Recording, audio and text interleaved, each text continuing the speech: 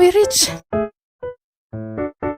Gandang araw! Pagkatapos ng pagkahaba-habang U-turn dahil na-miss namin ang daan ay sa wakas narating na namin ang aming sunod na destinasyon. At sa bungad pa nga lang ng park ay makikita mo na ang maluwag na parkingan ng mga sasakyan na may kokonting sasakyan lamang na nakaparking. May pakiramdam tuloy ako na solo na naman namin ang parke na ito. Sa bungad ng gate ay itong machine ang makikita mo. Pwede kang bumili dito ng ticket o kaya ay pwede din sa counter. Opened October 15, 2020. Alam nyo ba na ang parke na ito ay ginawa lamang sa loob ng 8 buwan? May lawak itong mahigit 11,000 square meters. At noong Oktubre 2020 nga ay binuksan na ito para sa mga tao. That time, katatapos lang malif ang restrictions sa COVID. Kaya naman yung unang attempt namin ng pagpunta dito ay hindi natuloy dahil sobrang punong-puno ng tao at isinarado ng mga pulis ang daanan. Yun bang naabot na ang capacity ng parke na ito? Siguro that time dahil sa restriction ng COVID ay atat na atat ang mga tao na lumabas at gumala sa parke.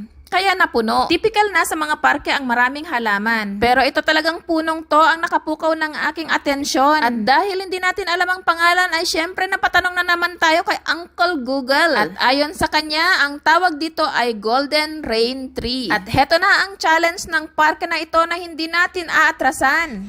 Oh, we reach. At talaga namang hiningal ang inyong madamdamin pagkarating sa tuktok. Wala ka kasi talagang choice kundi lakarin ang walkway na ito ng 3 terrace ng bundok na ito nang sa ganon makita mo at ma-enjoy ang view sa tuktok. Na masasabi ko naman talagang sulit na sulit ang pagod dahil sa magandang tanawin na makikita mo pagkarating dito. At sabi ko nga sa inyo, solo-solo na naman natin ang parke na ito kaya heto, free na free tayong mag-emote-emote. Aba, nakaupo na. Pagod yan? Nag-emote o sadyang may inaantay lang? Ako ay nasa taas na 30 meters mula dyan sa baba. At matatanaw mo mula dito ang kabuuan ng parke. Kasama na dyan ang mga palaruan ng bata. At kung iikot mo ang iyong paningin 360 degrees ay makikita mo ang mga bundok ng Hajar na nakapaligid. At sa bandang dulo ay merong barbecuehan perfect sa family picnic. At sa banda namang ito ay ang tulay at isang talon na mamaya ay dadaanan din natin. Napakaganda ng tanawin dito sa taas na ginawang perpekto ng sinag ng araw. At isama pa dyan ang maninipis na ulap na para bang ipininta lamang. At dahil malapit na ngang lumubog ang araw ay kailangan na nating bumaba. Hindi ko pa rin talaga maiwasan ang mamangha dito sa kalikasan. Bakit kaya ganon? Puro lang malalaking tipak ng bato ang nasa bundok pero sobrang ganda pa rin ng kanyang pagkakagawa. At dahil nga sige pa rin ako sa kaka-video para sa vlog ay heto iniwan na ako ng aking kasama.